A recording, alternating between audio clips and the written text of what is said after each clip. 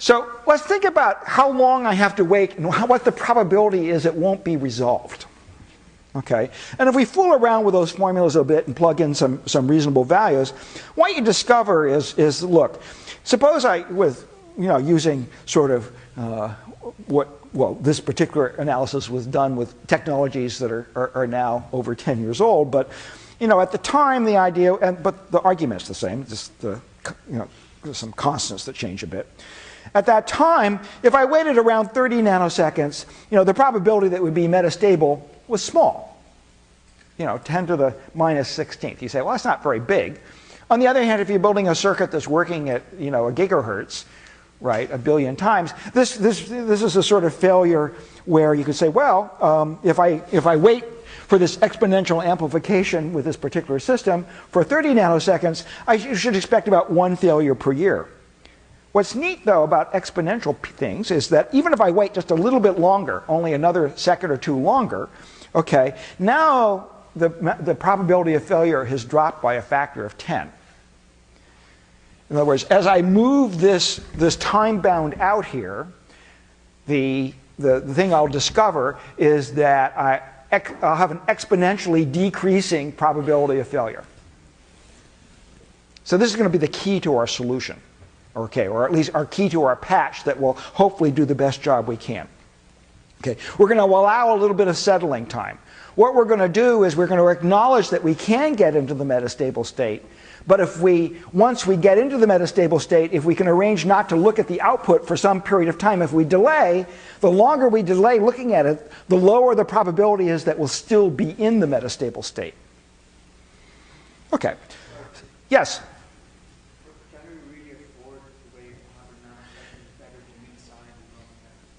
That's a good question. So the question is, can we afford to wait 100 nanoseconds? And the answer is, well, we'll figure out something to do, and I'll show you what we're going to do in a moment. And then we can puzzle over that question again. Yes? Does that still work if it's oscillating? So the oscillatory behavior is so we'd have to come up, I think, with a more complicated answer to that. The oscillating behavior, I actually don't know all the mathematics of that, so I can't sit here and tell you, oh yes, you do a different sort of analysis and prove. But for most of the circuits that we're interested in, that the time constant of this feedback path is very small. So we see that sort of metastable behavior. And this analysis gives us a hint of that. So this is not something that everybody really believed in. Okay, we've known for a long time that there's this sort of, I'm stuck exactly in the middle. There's this sort of wonderful, parable of a bird and's ass. So here's this donkey that's exactly halfway between two bales of hay and starves to death because it can't figure out, it's going to go to the closest one, but I can't decide. I've often thought it'd be fun to do that with MIT students. Two pizzas exactly, and you say, okay, go to the closest one and eat. And they're all sort of quivering in the middle, trying to figure out what's going wrong. So philosophically, this idea has been around for a long time. When this first came up, people said, well, let's build we're going to have two systems here, and what we're doing, this flip-flop could go metastable. That's fine. We're going to, somewhat later, by delaying the clock edge, turn on a fixer. And the fixer is going to decide if it is in the metastable state, okay, then I'll just output a 0. That would be one possibility. What's wrong with the fixer?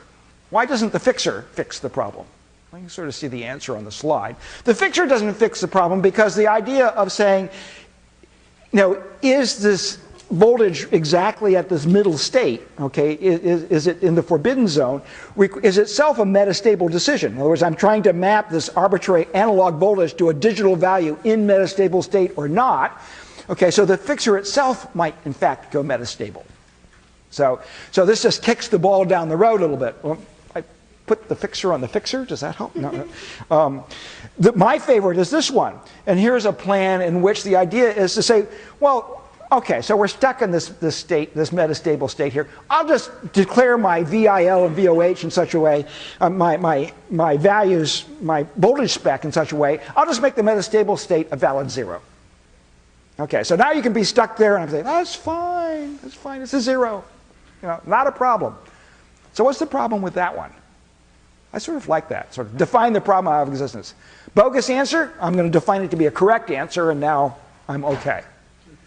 Well, the problem here is that this is fine, except, of course, when this thing resolves and flips, we may have a value that we looked at according to this really bizarre voltage spec and say, oh, that was a legal 0, and all of a sudden it flips to a legal 1. And you say, oh, sorry, changed my mind.